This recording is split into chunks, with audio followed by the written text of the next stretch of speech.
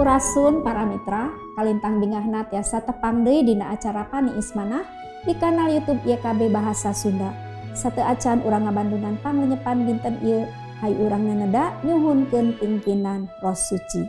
Nun aman nu maha agung maha mulia, abdi sadaya nyuhunkeun pingpinan Roh Suci kangge nuyun abdi sadaya dina ngalenyepan pangandika Gusti.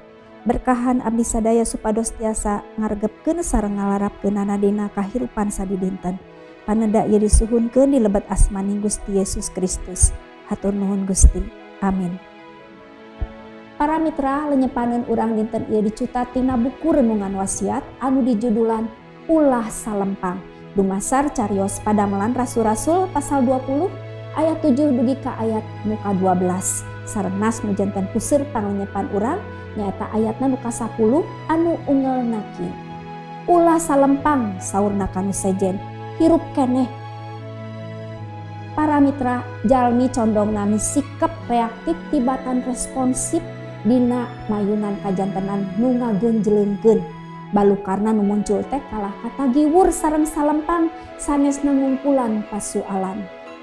Para mitra, carios etikus nu nundutan dugi kales kaheesan tibra pisan sareng teras tijedag ragrag kana tani tiloteng katilu. Janten contoh perkawis jalmi-jalmi nu reaktif. Jalmi-jalmi harita pada ribut nalika nyakseni eta kajantenan. Benten sareng Rasul Paulus nu responsif. Nupang payuna dilakukeun ku Rasul Paulus nyaeta lungsur ti loteng ras nangkugkeun anjeun ngarangkul kadinya. Saparantos terang yen etikus teh hirup keneh. Rasul Paulus negor kabalarean nu aya di dinya sangkan teu tagiwur teu salempang. Patarosanana naon anu ngajantenkeun Rasul Paulus tiasa misikep sakitu tenangna dugi ka tiasa misikep responsif sareng teu reaktif. Rasul Paulus percanten ka Gusti Yesus anu dipiiman hadir di tengahing riungan aranjeunna ngalangkungan pakempelan sareng perjamuan. Rasul Paulus tos diajar kangge tetep percanten ka Gusti Yesus dina situasi kumaha sareng naon wae nu nuju disorang ku anjeunna. Margi kitu sanesna tagiwur, sanesna salempang, Rasul Paulus mah tetep tenang. Dina katenanganana eta Rasul Paulus tiasa ningali sareng milampah tindakan kalayan leres.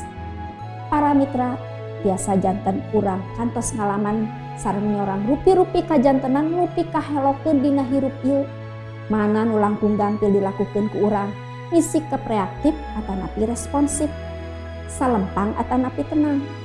Upami urang iman turi yakin yen Gusti Yesus nu gugah eta salawasna aya hadir di tengahing pakempelan kaya alesan kangge urang sieun tagiwur atanapi salempang dina mayunan pasualan nu abot sakalipun. Salawasna aya jalan sasarengan Gusti Yesus, salawasna aya kahirupan, salawasna aya panglipur nu ngaregregkeun manah. Hayu urang ngadoa. Kapangersaan jeung Allah Rama di lebet Gusti Yesus Kristus, hatur nuhun kangge panglenyepan danget ieu patali sikep dina mayunan hiji kajantenan. Abdi-abdi kedah misikep responsif sanes reaktif, kedah tenang teu salempang. Kumargi Gusti Yesus salawasna hadir di tengahing kahirupan abdi sadaya. Pamugi guaran ieu janten berkah kangge abdi-abdi sadaya nu ngiatkeun iman abdi sadaya dina ngalakonan kahirupan sadidinten. Nyuhunkeun Roh Suci teu weleh ngauban abdi sadayana. Hatur nuhun Gusti, paneda sareng pangdoa ieu disambat sareng disuhunkeun di lebet asmaning Gusti Yesus Kristus. Amin. Para mitra, rupina sakitu anu kapihatur panglenyepan dinten ieu, pamugi tiasa janten berkah kanggo urang sadayana. Ulah hilap, subscribe, like sareng bagikeun kanu sanes. Margi ku hal kitu para mitra tos ulu biung dina ngamasukkeun Injil kasalamatan sasarengan YKB. Gusti Yesus ngaberkahan. Cag heula.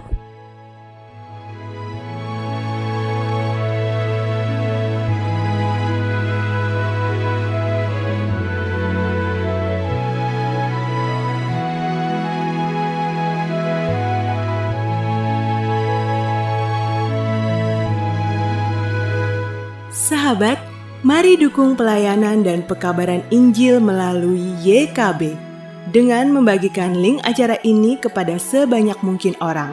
Dukungan juga dapat saudara lakukan dengan mentransfer dukungan finansial ke rekening BCA ke nomor 450 305 2990, 450 305 2990 atas nama Yayasan Komunikasi Bersama.